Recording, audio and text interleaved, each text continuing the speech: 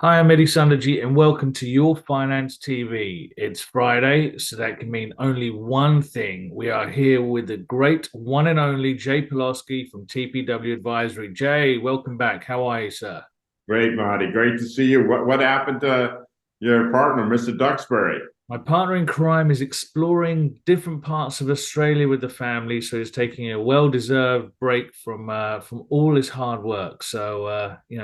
I hope he's enjoying some sunshine and some rest and relaxation. But Uh, we have you today for the big monthly. yes. So before we dive right in, I want to just urge our viewers to make sure you subscribe and like and do all the usual things with the buttons down there. But thank you for all your support. We're edging up to 3,500 subscribers. So thank you for all of that. But without further ado, Jay, you've obviously published your August monthly piece from TPW Advisory, and it's entitled An Ode to Competition. Why don't you talk us through the title, An Ode to Yes. Competition? Well, you know me, Marty. It starts with the fact that football season began last night, American football, not to be confused with Aussie rules football, right, for Mr. Duxbury. But American football started last night, and the college season is about to get underway. So it kind of put me in the mood of thinking about competition. And I've also been thinking about that, obviously, in the context of markets, in the context of businesses with earnings season, and really in the context of kind of nation state and even tripolar world regional competition, right? As we think about the impact of AI, as we think about the supply chains for electric vehicles really being stitched up all around the world, very much on a regional basis, not country specific basis. So this idea of competition has kind of been bubbling in my mind, and excited to have a chance to write about it this monthly as a reminder to your viewers and all the new viewers you have, the new subscribers, which is awesome. At TPW, we write every Friday, our Friday Musings, and then once a month we do a deep dive. And this dive is deep, 6,500 words, 28 charts and tables from over 20 different research sources. So we really kind of, went at it. And I'd say there's a couple of things that I really want to highlight here at the beginning before we go through our different segments. And the first would be, that, and it's funny I say the first because I do think there were two firsts that we identified in the writing of this monthly. The one is it's the first real competition in the tripolar world period, right? Our underlying thesis that regional integration in the three main regions of Europe, Asia, and the Americas is really how the world is moving forward. So this is the first real competition where the supply chain realignment around semiconductors and around electric vehicles and clean energy, renewable solutions are much more regional than they are single country, right? So this is the first competition, we believe, in what we call the tripolar world. And then secondly, it's the first competition in the AI age. And so that strikes us as meaning that the first regions, or the regions that can both best integrate the supply chains and do so at speed, are going to be the winners, because speed obviously is a main thing that falls out of the AI world. And it's also interesting then to extrapolate that and think about what that means in terms of the all regions kind of highly motivated to compete, right? And highly motivated to invest, because without success, either on the climate side or on the AI side, regions, countries are really going to underperform. So I think there's going to be a kind of stark differentiation between those regions that can achieve that and the ones that can't. And so it leads us to think that we're moving into something that's going to be akin to the post-World War II rebuilding of Europe and Asia, but in this case, focused on the building out of climate in AI and semiconductor supply chains. And so that really underpins and reinforces our positive long-term global growth outlook that we've had, but we now, having done this work, really feel even more kind of compelled with that view. And I don't think that's something that many people have thought about, right? Because you hear about AI and needs this much money to generate compute capability, and you read all the time about different parts of the climate mitigation solutions costing X, Y, and Z dollars, and we hear about the IRA Act in the U.S. and the Fit for 55 Act in Europe. But when you think about it in the context of the urgency and the need to compete, no major country, no region can allow itself to not be involved with AI, right? No region, no country can allow itself to just completely pass on the need to try and deal with the climate. We just had, an extraordinarily hot month of July, and I think that drives that home. So those were a couple of parts or a couple of thoughts that really stood out at us as we kind of went through the process of doing the monthly. That's really interesting, Jake, because I do think you are looking at things with quite a unique lens. So I'm excited to dive deeper into this.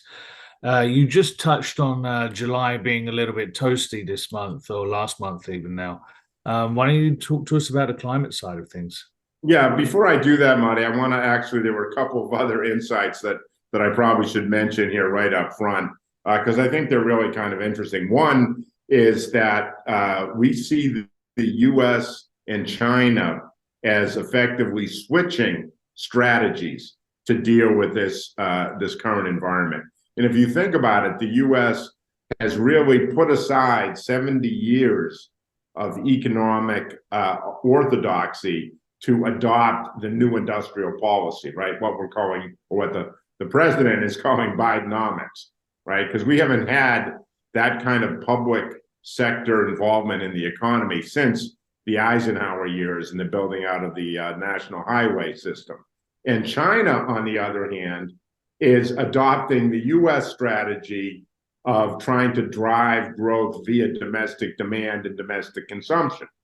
So the U.S. is taking the industrial policy kind of top-down direction that China has used to excel over the last 20 years, and try to use that to drive U.S. economic activity. And the Chinese are taking what we've been doing for the last 20 or 30 years, which is consuming, and trying to get their people to consume and drive growth. So that was one really, really interesting insight. And the second that we had was that when you think about climate and AI, U.S. leads in in AI, and China leads in climate, right? Pretty much across the board, from renewables to EVs to batteries, China is in a leadership position. And then you have Europe, the third kind of pole in our tripolar world, which has been kind of the tech regulator and the climate rule maker, now understanding it needs to become more of a player and thinking about, how does it actually do that? And so to us, a third takeaway is whichever region is best able to marry fiscal and monetary policy is going to be the region which is going to compete, an ode to competition, and win the race for leadership in those spaces. So those were a couple I just wanted to make sure I didn't miss, because I think they're quite important. No, definitely, I agree. They're very important, very interesting points. So let's touch on the climate side then. It's definitely been toasty. Yes, well, as I mentioned, that was the lead for the climate. Was the July was the hottest month in Earth's history, going back at least 100,000 years. So clearly, extreme weather, climate adjustment is happening, where it's unfolding in front of our eyes, whether it's the choking on smoke from the Canadian wildfires, as we did here in New York a month or so ago, or the floods, which have kind of really surprised and dealt a tough hand to Beijing, on to all the other issues that are happening around the world. So climate clearly is an area of focus, and in our view, in this terms of ode to competition, is an area of competition, right? So we highlight that the EV space is really where that competition is most visible. And we have some really cool charts showing just the rapid emergence of some of the Chinese electric vehicle makers. And it reinforces that prior point about the US and China switching strategies, because for much of the last 10 or 12 years, China has been investing heavily in the whole climate ecosystem, right? From solar panels to wind turbines to batteries, now to the electric vehicle makers themselves. And so those electric vehicle makers have basically conquered their own home market, which is the largest EV market in the world. And now they're starting to branch out into Europe. And Europe, of course, is the location for the big winners of the last generation, right? The ICE, internal combustion engine makers. Think of VW, think of BMW, think of Mercedes, right? All those automakers are now struggling to compete as the Chinese make major inroads into the European auto market. And so it begs the question of whether we'll see the same here in the US. And we think not, primarily because for two reasons. One is that there still is a 20%, I believe, tariff on Chinese auto imports into the United States.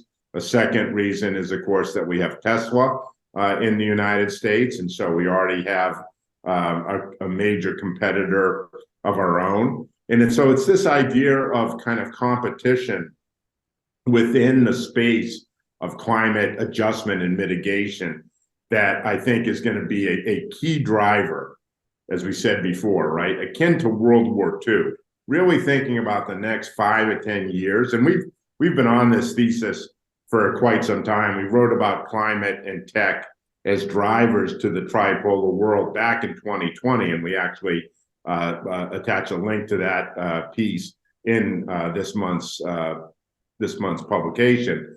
But it's something that is accelerating now, right? As you see, the EV adoption is a hockey stick, and it's only going to continue. And so, who wins that race in the climate space is going to be a big winner and a big leader in the years ahead.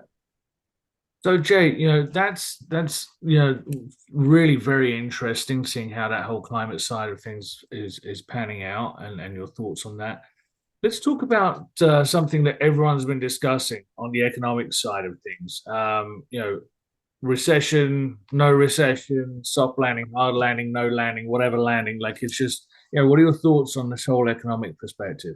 Yeah, well, we happy to say that at TPW Advisory, again, for your viewers, many of whom are new, we have been in what we call the middle path or the middle way point of view for a year now, arguing that there was a middle path between high inflation and deep recession.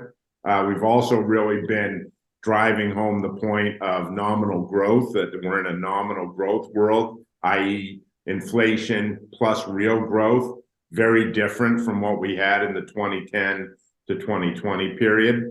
And so, yes, that we talk about in the monthly that, the competition in the economic space has really been about ideas, right? Whether or not we're going to have a recession, whether or not a side debate.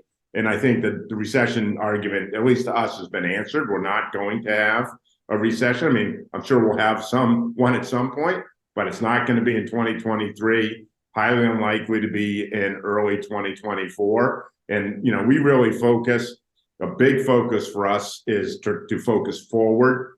And so our forward focus is both long-term, as we just talked about, but also 6 to 12 months. And in that time frame, we don't expect to see a global recession. And then there's a side debate about, how much impact of the decline in inflation has been due to Fed hikes versus the kind of the ebbing of an unprecedented supply shock post-COVID, right? And we kind of favor the supply shock fading as the main impetus to lowering inflation, and argue that one of the subtleties that has only recently kind of come to forefront for many people has been the importance of fixed versus floating rate debt, right? Everyone talked about how, we're going to have Fed raising rates aggressively, the most aggressive tightening cycle in 40 years. We're clearly going to have a housing implosion, right? And lo and behold, we didn't. In fact, housing home builders have been one of the best places to be in the stock market year to date. Now, why is that? It's because after 08 and 09, right, everybody has fixed rate mortgages, not floating rate. And so therefore, the Fed rate hikes have really done nothing to the vast majority of people who have fixed rate mortgages. What it has done is meant that they don't want to sell their homes. So the only homes for sale are new builds. And that in turn is why home builders have done so well, because they're busy building new homes. So those two debates are kind of interesting, but our focus again is forward and on two specific issues, right? So first, we're really focused on the ability of China to stimulate domestic demand. We don't really have any question about China being able to grow this year at about 5%. The first half growth was over 6.5% year on year. So for all and you can barely pick up a paper or open a social media page from Bloomberg or any kind of finance related site and not see something bashing China, right? So we're again find ourselves in the more positive camp towards China. And we think a lot of the issue is around consumer confidence, given that they just came out of the very aggressive COVID lockdowns less than a year ago, where we've been out of that vibe for several years. So we think the consumer is going to pick up and help accelerate Chinese economic activity. So watching that. And then the second is our expectation for a rebound in global manufacturing as we go through the second half of the year. And that's really critical because to date, right, if you look at the PMIs, it's all about services, right? So the services have been what has kept the economies of the US and Europe in particular afloat. And manufacturing has been quite weak. We've been actually in a destocking period, right? Because we had all the production that was put together during COVID was never really drawn down because people weren't doing anything. They bought goods. Everybody kept producing those goods. Then people switched to services once they could get out of the house. And so those goods piled up. Now we've gone through the destocking and we're about to go into a restocking phase. And so when we look at little straws in the wind, like the ISM new orders or South Korean export orders or German manufacturing orders, there's a lot happening just kind of under the surface. And so we expect one of the positive surprises, and again, another reason why no recession, is we expect a revival of global manufacturing in the second half of the year. That's all very nicely laid out there, Jay. Really like that. So forget the recession side. What's the next topic of the jour? It's obviously politics, and I think everyone's been talking about, whether it's indictments, Bidenomics, everything like Biden, Trump. It's my dinner conversation. So, what are your thoughts on the political side of things in this country? Yeah, I mean, it is all about, when you think globally, it is, we're going into the kind of the teeth of the campaign season for presidential elections in the US, and that always drives kind of global politics, and it's no different this year. And of course, we have kind of a real stark, in my view anyway, difference with President Biden having had probably one of the most successful first couple of years of any modern president in terms of the ability to get things done. And we have a chart in the monthly showing kind of the Congressional Budget Office, what it expected to see in terms of job growth under Biden in the first couple of years and what has actually transpired. And what has transpired was better than what the CBO projected. And the other thing that really strikes me is that if you look at the famed misery index, right, this is what Ronald Reagan ran on way back in the day, asking people, are they better off than they were, right? The misery index is a combination of inflation and unemployment. And currently, under President Biden, we have the lowest misery index in decades, literally, 40, 50 years. And yet, somehow, President Biden is literally like tied in the polls with former President Trump, who has been indicted 3 times and is likely to be indicted more. I mean, it's a very strange world, and we point out one of the reasons why this strange world exists is because there's so much alternative media, and there's a whole other ecosystem that if you watch or get your quote unquote information from that ecosystem, you would have no idea what has been transpiring. And so we actually lay out. There was a good Washington Post article laying out polling that showed kind of Fox watchers and what their points are on these different issues of January 6th and Trump indictments and et cetera, versus people who don't watch Fox.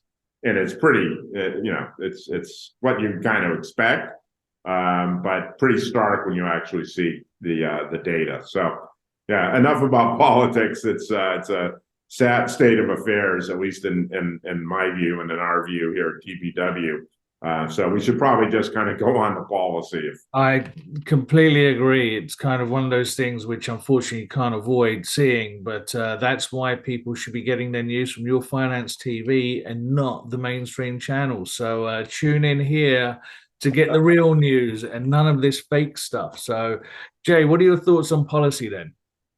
That's great. I'm glad I teed you up for that, Monty. It was perfect. You can slip me the 20 later.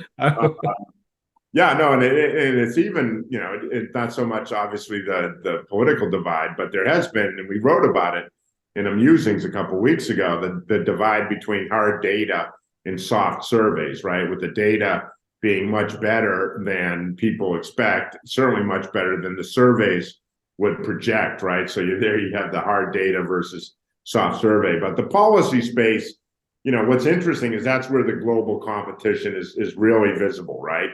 From monetary policy to fiscal policy to industrial policy, there's an awful lot going on with people having very different views about what should happen. And I think from our point of view, one key takeaway is that we're shifting from a monetary policy focus to a fiscal policy focus, right? And so central banks, which have really been the dominant policy players since the great financial crisis, are giving way to the fiscal side of the house, right? As governments start to drive industrial policy, start to drive public-private co-investment, akin to post-World War II, akin to what we're seeing with the CHIPS Act, with the Inflation Reduction Act, akin to what we're seeing in the Fit for 55 and Next Gen within Europe. And so that really is some of the keys that we're watching. And one challenge for Europe is going to be, for example, how do they integrate fiscal at a regional level, right? Because to date, the European Union is not a fiscal union. It's each nation state controls its own budgetary process. So one of the challenges for Europe is to see how they can compete with the US and with China and Japan, increasingly integrating fiscal and monetary policy, how Europe is able to actually, compete in that vein.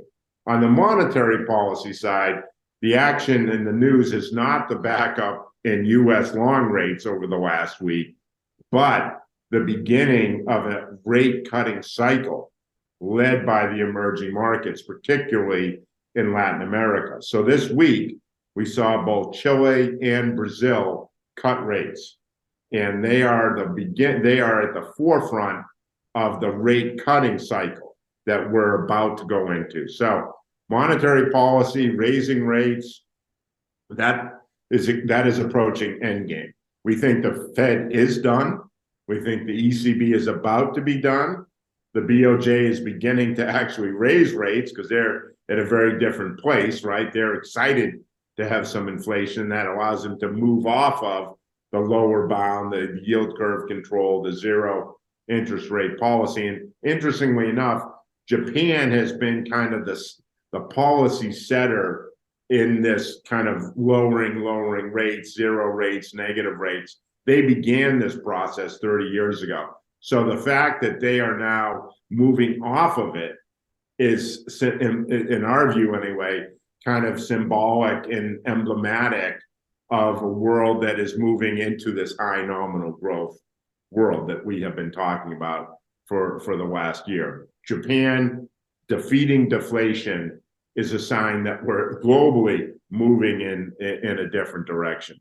And so for us, fiscal policy is the game going forward, right? Government spending to drive AI, to drive semi-fabs, to drive electric vehicle, to drive battery production, supply chains.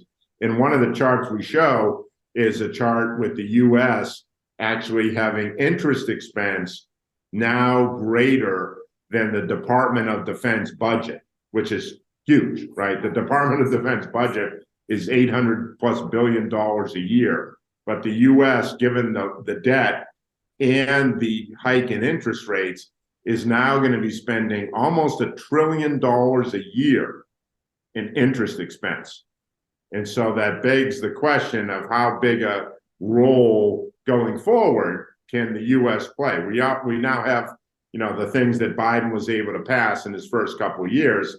Those are baked in, going to continue, but the flexibility on the fiscal side for the US is quite challenging when you see that chart. It's a great chart.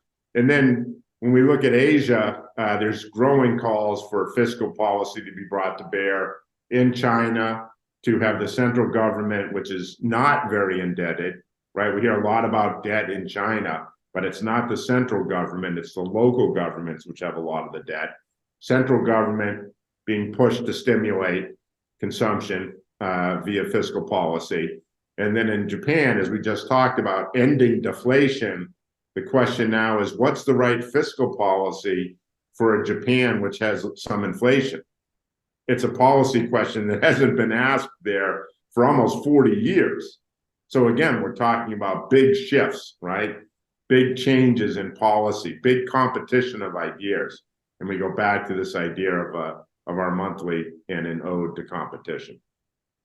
Yeah, that's a crazy statistic in regards to the debt servicing for the US. I'm just wondering if President Biden will use his American Express to start paying that down and just collect the miles, because that's kind of what I'd be looking at doing. But so, Jay, how does all of this translate to the markets?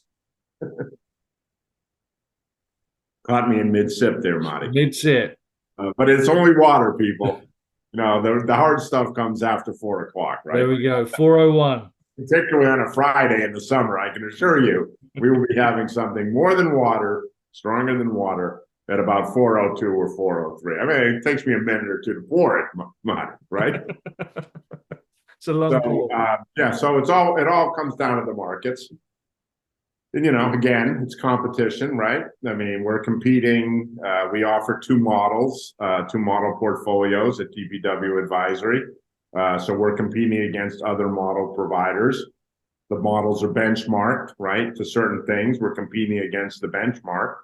So that idea of competition permeates all the way down into the business that we're involved in. And, I would say that first off, we've had a great start to the year. And secondly, that great start to the year and people having to finally give in on the recession call has led to a bunch of famous Wall Street bears having to throw in the towel, right? We don't need to name names, I used to be a sell side strategist. I know exactly how that feels. So no name calling, but people had to throw in the towel. And then the market, in its, inimitable fashion, chooses this period to, throw a little wrench in the works, right? So we have the Fitch downgrade. I mean, who would that on their bingo card, right? Then we had the additional issuance because of the growing fiscal deficit, right, at the long end. Then we have the long end blowout, TLT, the ETF for the 20 to 30-year treasury just got hammered this week. So all of that sets up a little pullback in risk assets, and the first down 1% down day for the S&P in almost 2 months, which is a very long time historically. All of that to us, healthy, normal, good, to have a period of digestion after a big up move. And the question is really, what do you do about it, right? Do you sell into it? Do you sell more? Do you put some cash to work? What do you do? And so our view is that we would use pullbacks to build positions in the segments of the market that we really like for the second half of the year. So to take a step back, we have been and are fully invested. We are overweight global equities. We're underweight fixed income, particularly sovereign, developed market sovereign fixed income, so treasuries, bonds, JGBs, et cetera, and overweight commodities. So that's our global multi-asset flagship model portfolio asset allocation. Now, where we see the big opportunities for the second half of the year are really in two specific areas. The first is emerging markets, both debt and equity. We're very keen on the EM space, in part because of what we call a rolling rotation, right? You recall, Monty, that 2.5 months ago now, we titled the Musings Rotation, right? Make it very easy for people, rotation. And so now we're talking, and that worked out fantastically. As we know, cyclicals have been on a serious roll in the last month or two. We captured that perfectly. Now the question is now we see a rolling rotation, almost on an asset basis. And so within equity, the rotation has gone from Europe last year to Japan this year to the US, and now we believe on to emerging markets, okay? And then within the asset space, we think the rotation is moving to commodities, which have been obviously big underperformers until the last month, right? With oil had a big spike, 15% move in the month, one of the best months in quite some time, because oil and copper as well, by the way, like the goods destocking we talked about a few minutes ago, there's been the same destocking in the primary products in the commodity space. And last week, as an illustration, we had the biggest inventory draw in the oil market that we've had in decades. So there, and copper is a similar situation where inventories have been drawn down considerably and demand is picking up. So if we're right in our global growth pickup, right, if we're right in a manufacturing recovery, if we're right in a high nominal growth world, then commodities should do very well. Completely underinvested, big underperformers relative to equity. Again, beautiful chart showing stocks versus commodities over a long cycle. Commodities have been big underperformers, time to shine. And then emerging markets, same thing, right? Big underperformers, and the opportunity exists now. I mean, you look at a chart of US equity versus EEM or whatever, broad EM index you want to look at. EM has been a horrible place to be. And so that we think is starting to change as well, that rolling rotation, right? We're saying go to the periphery, and the periphery in equities is obviously emerging markets. And so, we look at the earnings, Q2 earnings, they're coming in solid, low bar, admittedly, but we think that the trough in earnings is probably right in this quarter. Importantly for us, we want to look forward again. The market is a forward-looking discounting mechanism. So if you want to compete with the market. You need to think forward like the market.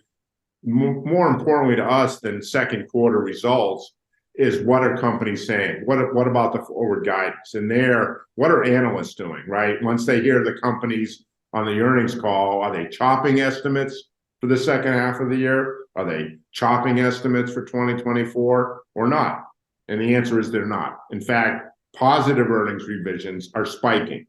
And we have a great chart again in the monthly from Ned Davis Research, which is a great research provider, showing that when positive revisions spike, earnings typically bottom. So we think we're in a bottoming of the earnings cycle, which is again why we want to stay long risk assets, why we're fully invested. And then when we look within emerging markets, we have two areas that we really like. One is local currency debt, because we think this rate cutting cycle in emerging markets should really facilitate some really nice performance in the local currency space. We think one of our mantras has been Fed on hold equals US dollar down equals rest of the world and commodity outperformance. So watching the dollar carefully, but if we're correct and our mantra holds, then local currency EM debt should do very, very well. And then within EM equity, we like China and Brazil. And so China, one of the things we've been talking about is switching some of your gains that you've had in US big tech to China tech, right? One of the things the government is doing to try and jumpstart confidence is they're making nice with their private sector tech people again after a couple of years of bashing them over the head. And so when you look at, K-Web versus the Qs as an example, perfect opportunity to rotate from the Qs into K-Web and move higher. And then Brazil, we think, leading the way in rate cuts, just cut rates this week. Huge real rates in Brazil. Brazil has almost 9% real rates, Marty, if you can believe that. 3% inflation, 13% short-term government paper yield. So huge scope. We expect 400 basis points of rate cuts in the next year in Brazil. So huge opportunity, big commodity player, growth recovery, breaking out. Again, very nice chart on Brazil showing on a long-term monthly basis, market starting to break out. So we think there are a lot of opportunities to wrap up, to compete. So we're competing against other model providers. We're competing against our benchmark, and where we see the areas of opportunity to outcompete is in the emerging market equity and debt space and the commodity space for the second half of the year. Jay, that's quite the wrap, and that's quite the competition that we're seeing everywhere. So thank you for sharing your thoughts and the deep dive on the monthly. I would urge our viewers to check out the full piece. And obviously, Jay, where can they find your content? Right, it's very simple, Pelosky.com. There's a sign up button, free. Our written work is free. So we happy to sign you up for our musings and our monthly. Obviously, our model portfolio delivery service, our global multi-asset model, flagship, and then our TPW20 thematic model, which is kind of split between future tech, innovation, and climate change and mitigation. Those obviously cost some money, but happy to have discussions about that as well. Just reach out to us at Pelosky.com. Fantastic. Jay, as always, thank you for sharing your thoughts. Happy to be with you, Marty. Have a great weekend. You as well. And to our viewers, thank you for watching and good luck investing.